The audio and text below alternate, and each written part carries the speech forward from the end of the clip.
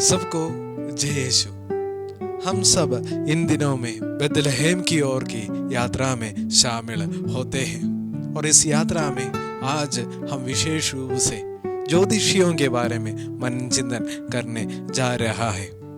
और ये ज्योतिषियों की यात्रा सिर्फ एक कहानी नहीं है, ये सारे मानव जाति का यात्रा है।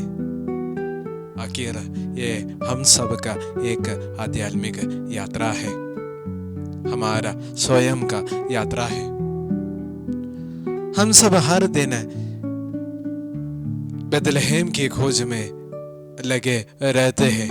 हम उस जगह की खोज में हैं जहां ईश्वर की शांति, ईश्वर का स्पर्श और ईश्वर का नई शुरुआत हमको मिलती है। और ज्योतिषी लोग हमें ये सिखाते हैं कि बेथलेहम सिर्फ एक स्थान नहीं है, लेकिन हमारे जीवन का एक अनुभव है। हम ज्योतिषियों के बारे में संत मत्ती के सुसमाचार अध्याय 2 में देख सकते हैं। आखिर ज्योतिषी लोग कौन थे? ज्योतिषी लोग प्राचीन फ्रांस और बाबुल के आध्यात्मिक ज्ञानी, अध्ययनकर्ता और सत्य की गोची थी। और वे रात में चमका हुआ आकाश को नहीं बल्कि संकेत के साथ आकाश को देखे थे। एक रात एक अनोखा तारा उनके हृदय को हिला दिया और ये वह तारा था जिस तारा के बारे में पुराने विधान में भविष्यवाणी किया है। हम ये देख सकते हैं गणना ग्रंथ अध्याय 26 पद संख्या 17 में, जहां बालाम एक तारा के बारे में भविष्यवाणी करते हैं। गणना ग्रंथ अध्याय 26 पद संख्या 17, एक तारा याकूब से उदय होगा। इतिहास हमें यह बताते हैं कि ज्योतिषियों के पास शायद दानियल की शिक्षा थी और उस शिक्षा को वे सुरक्षित रखा, क्योंकि दानियल को बाबुल के सब ज्ञानियों और जादूगरों के प्रथम बनाया गया था। मसीह के बारे में जो भविष्यवाणी उनको मिला था वे सब उन लोग सुरक्षित रखा। इसलिए जब तारा का उदय हुआ तब उनको यह समझ में आया कि ये वह तारा है और ये वह राजा है। कई बार हमारे जीवन में ये तारा को देख सकते हैं। कोई घटना, कोई दोस्त और कोई व्यक्ति और कोई वजन हमें यह अनुरोध करते हैं, उठो, रास्ता बदलो, नया शुरुआत आने वाला है। ज्योतिषी लोगों ने यह सुना, वे बैठे नहीं रहे और वे उठे और बेथलेहम की ओर निकल पड़े। इतिहास यह कहते हैं कि ज्योतिषी लोगों का यह यात्रा 900 से लेकर 1200 किलोमीटर की थी। रेगिस्तान, पहाड़, चोरों का खतरा और रात की ठंडा, यह सब झेलते हुए वह बेथलेहम की ओर निकल पड़ा। यदि खोज सच्ची है तो हमें कुछ भी नहीं रुक सकते हैं। संत मत्ती के सुसमाचार में हम यह देख सकते हैं, अध्याय 2 पद संख्या 9, तारा उनके आगे आगे चले। जब ईश्वर हमें बुलाते हैं तो ईश्वर हमारे लिए एक दिशा भी दिखाते हैं और हमारे जीवन में भी ऐसे तारे हम देख सकते हैं। आखिर हम इस तारा को पहचान नहीं पाते हैं। जब वे बेथलेहम पहुंचे तब ये तारा थोड़ा समय के लिए छिप गए और यह घटना हमें यह सिखाते हैं कि ईश्वर की भविष्यवाणी का पूर्ति हम इसमें देख सकते हैं, क्योंकि भविष्यवाणी हमें यह सिखाते हैं कि नबियों का भविष्यवाणी की जरूरत है, ज्योतिषी लोगों को चाहिए था। इसलिए वह याजक लोगों के पास जाकर यीशु के जन्म के बारे में पूछते हैं। तभी याजकगण मिका नबी का भविष्यवाणी उनके सामने बताते हैं।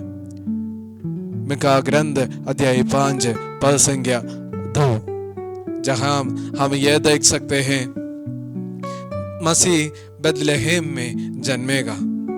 कभी कभी हमारे जीवन में तारा छिप जाते हैं और हमारे रास्ता खो जाते हैं, लेकिन ईश्वर हमें ये सिखाते हैं कि हमारा रास्ता ईश्वर के साथ है तो हमें कुछ भी भंग नहीं कर सकते हैं।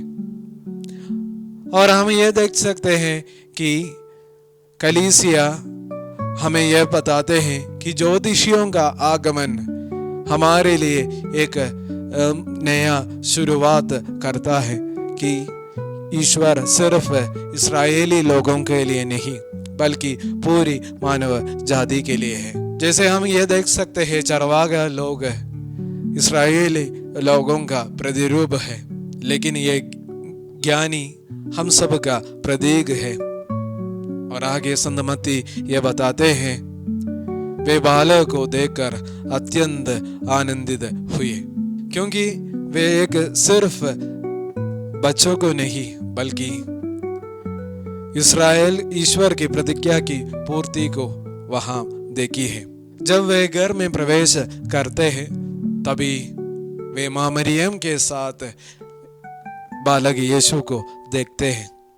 और जहां हम ये भी देख सकते हैं वहां कलीसिया हमारे सामने, सारे मानव जाति के सामने खुल जाते हैं।